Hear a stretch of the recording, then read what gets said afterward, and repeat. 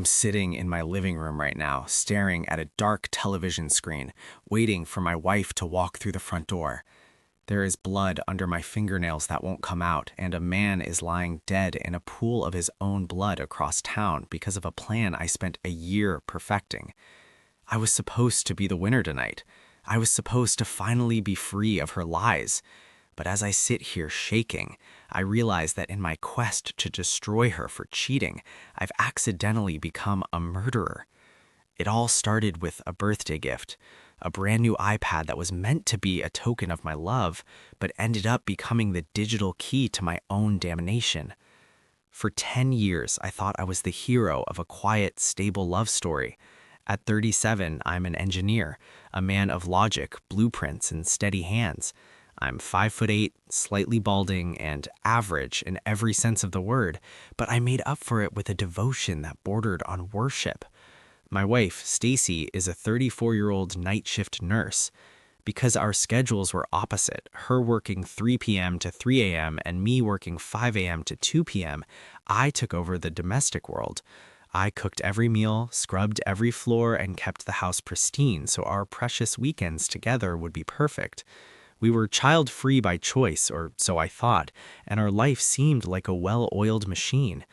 I noticed her body changing over the last 2 years. She developed a six-pack, her waist thinned out, and she became more fit than she'd ever been.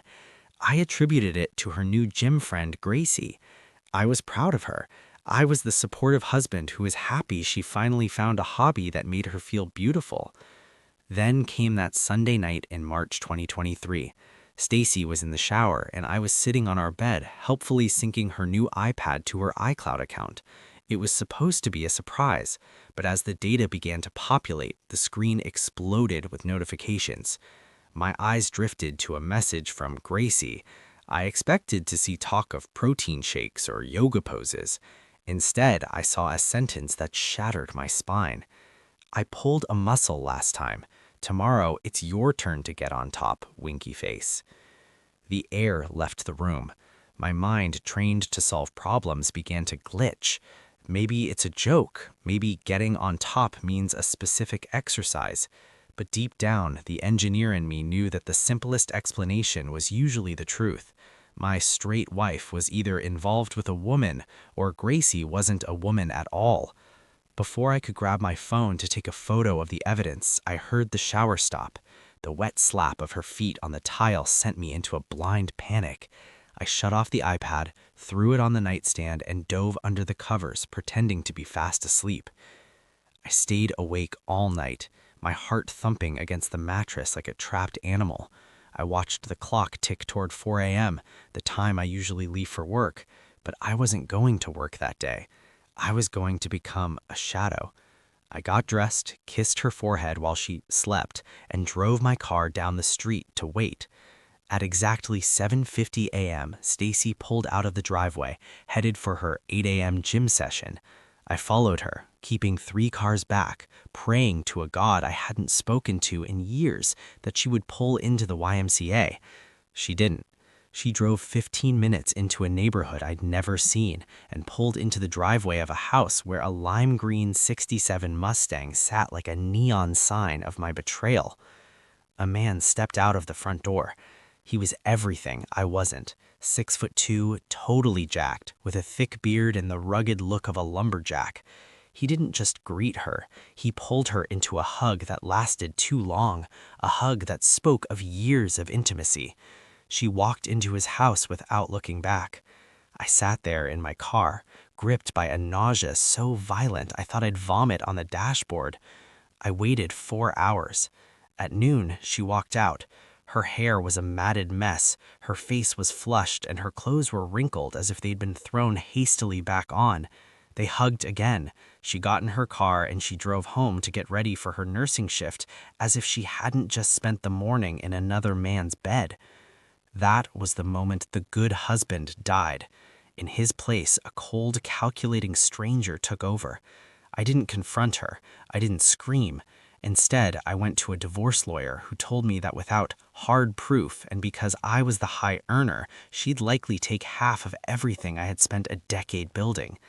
I decided then and there that she wouldn't get a single penny. I began a year-long game of chess.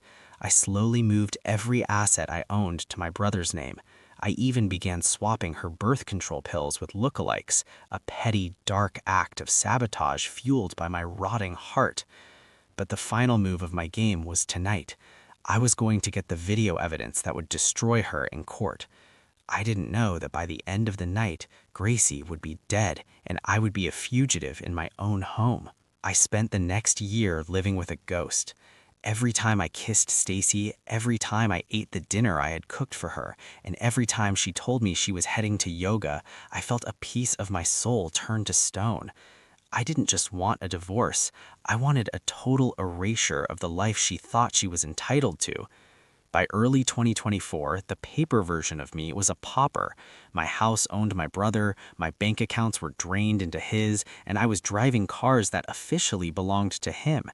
I even finished the slow psychological torture of the birth control swap. I was ready to deliver the final blow. I needed the kind of evidence a judge couldn't ignore, high-definition, undeniable proof of her betrayal.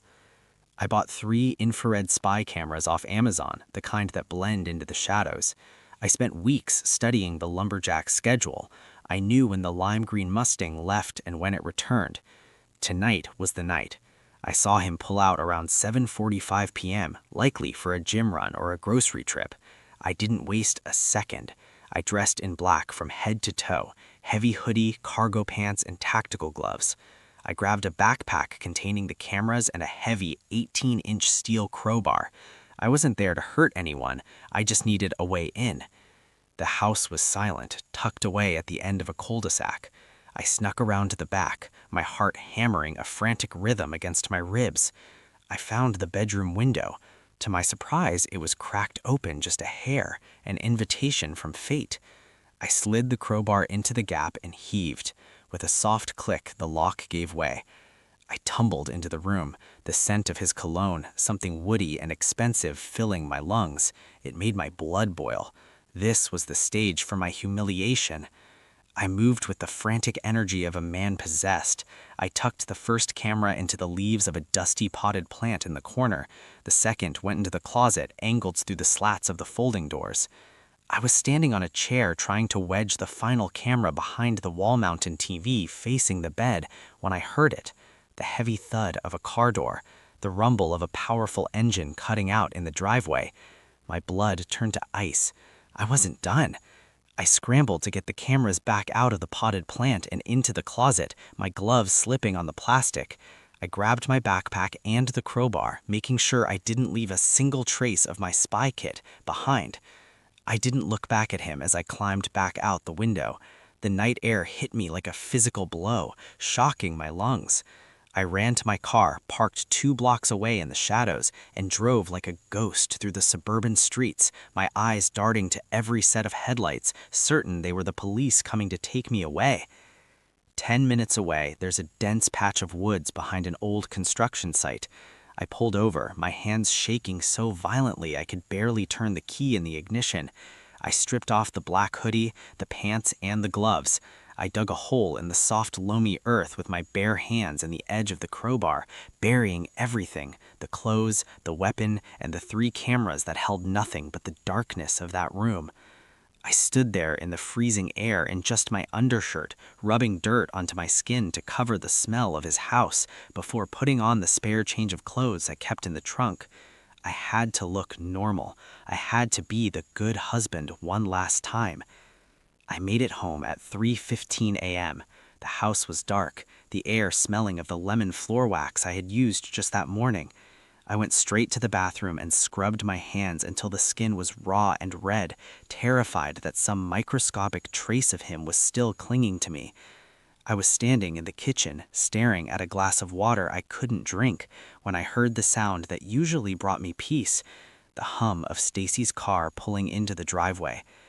The garage door groaned open, my heart hammered against my ribs, a frantic rhythm, a warning. Act normal. Act normal. She walked in, looking exhausted in her blue nursing scrubs, her hair pulled back in a messy knot. She saw me standing there and blinked in surprise. "Hey, she whispered, her voice tired and non-suspecting.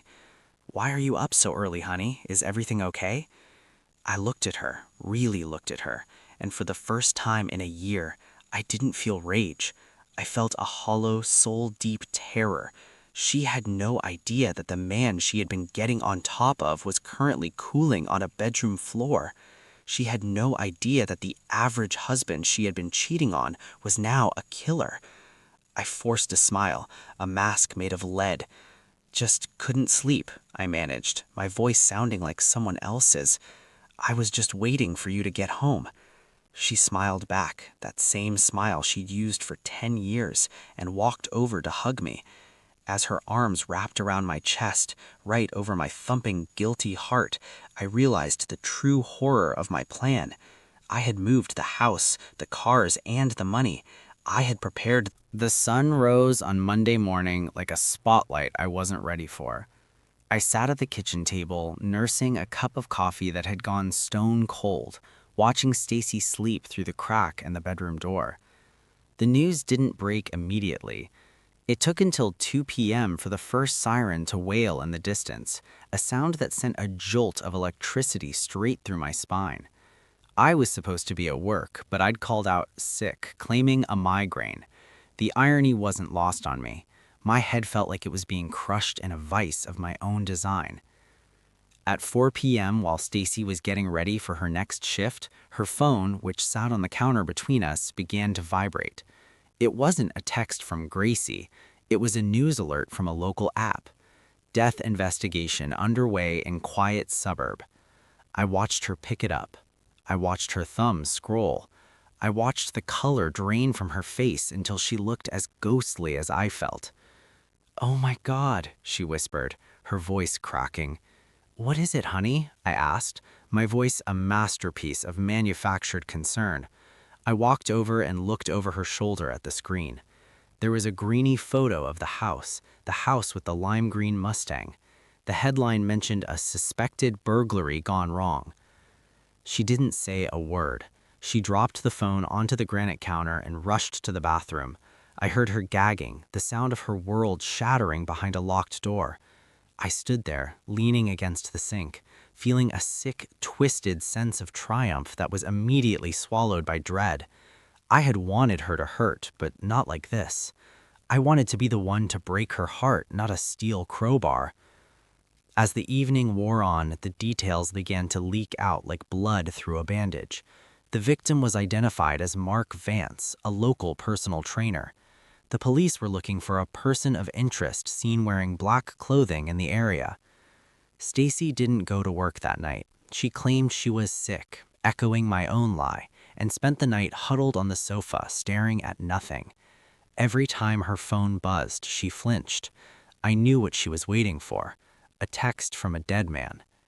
The next morning, the real nightmare started. There was a knock at our door. 2 detectives stood on our porch, looking weary and clinical. My heart stopped. This is it, I thought. They found a hair, they found a footprint, they tracked the iPad. But they weren't there for me. They were there for Stacy. They had found her number in Mark's phone, hundreds of messages, months of call logs. They asked if they could come in. I sat in the armchair, playing the role of the confused, supportive husband while they interviewed her at the dining table. I listened to my wife, the woman I had shared a bed with for a decade, lie through her teeth. She told them he was just a trainer. She told them she hadn't seen him in weeks. She told them she was home with me the night it happened. Then one of the detectives turned to me. "And you, sir? You can verify she was here all night?" I looked at Stacy. She was looking at me, her eyes wide, pleading, filled with terror that matched my own. In that moment, I held her life in my hands. If I told the truth, that I'd followed her, that I knew she was lying, her world would end. But if I lied for her, I was tying our nooses together. "Yes," I said, the word tasting like ash. "She was right here with me. We had a quiet night in." The detectives thanked us and left, but as their car pulled away, the silence in the house became unbearable. Stacy turned to me, tears streaming down her face, and for a second I thought she was going to confess. I thought she was going to tell me everything.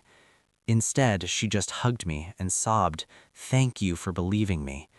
She didn't know that I wasn't believing her. I was protecting my accomplice, because as long as the police believed her lie about being home, they had to believe mine too. We were now a team of liars, bound together by a corpse and a year of betrayals. But as I held her, I realized I had made a massive mistake. I had buried the clothes and the tool, but I had forgotten one thing. The Mustang had a dash cam, and I knew exactly where I'd parked my car. The following 48 hours were a slow-motion car crash. Every time a car slowed down in front of our house, my heart stopped. Every time Stacy's phone chimed, I expected the police to be calling her back in for clarification. But the real threat wasn't the police. It was the secret rotting between us. By Wednesday night, the tension snapped. Stacy was a shell of a woman, pacing the living room, her eyes red-rimmed and sunken. She hadn't eaten in days. I sat in my armchair, watching her, the good husband mask finally starting to crack. I realized then that I couldn't live like this. I had spent a year moving my money and my house to my brother so I could leave her, yet here I was tethered to her by a murder. "Stacy," I said, my voice cold and flat, "stop pacing." She froze, looking at me as if she'd forgotten I was in the room. I'm just stressed, honey. The news, the detectives, it's a lot." "It is a lot," I agreed, standing up slowly. I walked over to the kitchen counter and picked up her iPad, the birthday gift that had started this all. I tapped the screen. It was locked now, a passcode standing between me and the truth I already knew. It's a lot to handle when your gym friend Gracie turns out to be a 200-pound man named Mark who gets his head caved in by a burglar, isn't it? The silence that followed was absolute. Stacy's face went from pale to a sickly translucent white. She backed away until she hit the wall. How do you know his name?" "I know a lot of things, Stacy. I know you were with him every morning for a year. I know you were getting on top while I was scrubbing your floors. And I know you lied to the cops because you're terrified they'll find out you were cheating." I took a step closer, my voice dropping to a whisper. "But here's the thing you don't know. The police aren't looking for a burglar. They're looking for a man in a black hoodie. A man who was in that room because he wanted to catch you in the act." She stared at me, her mouth hanging open. The realization dawned on her slowly, a horrific wave of understanding. You were there? You saw him?" "I didn't just see him, Stacy. I felt him. I felt him pinning me down. I felt the weight of him." I leaned in, my face inches from hers. I felt the crowbar hit his chin. I heard his skull crack against the bed. I watched him die while I was trying to plant cameras to prove you were a liar." Stacy let out a strangled sob, her knees giving out as she slid down the wall. "You killed him? You killed Mark?" "I killed the man you loved," a dark, jagged sense of relief finally washing over me. "And you gave me the alibi. We're partners now, Stacy. You can't leave me and I can't leave you. If I go down, you go down for perjury and obstructing a murder investigation. We're stuck in this house together. This house that, by the way, you no longer own. I transferred the deed to my brother 6 months ago. The cars, they're his. The savings, gone. You have nothing but me and a dead lover." She looked up at me, and for the first time in our marriage, she truly saw me. She didn't see the average engineer or the good husband. She saw a monster she had helped create. Just then, blue and red lights began to dance against the living room curtains. A muffled siren chirped in the driveway. My stomach did a slow, heavy roll. I walked to the window and moved the blind just an inch. 2 squad cars, 4 officers. One of them was holding a manila envelope, likely the footage from the dash cam or a neighbor's ring camera that had finally captured my license plate. I turned back to Stacy. She was still on the floor, broken and shivering. I felt a strange, cold peace. The plan didn't work the way I wanted. I wasn't going to walk away with my assets and my dignity. I was going to walk away in handcuffs. But as I heard the heavy boots of the officers stomping up our porch, I leaned down and whispered one last thing in her ear.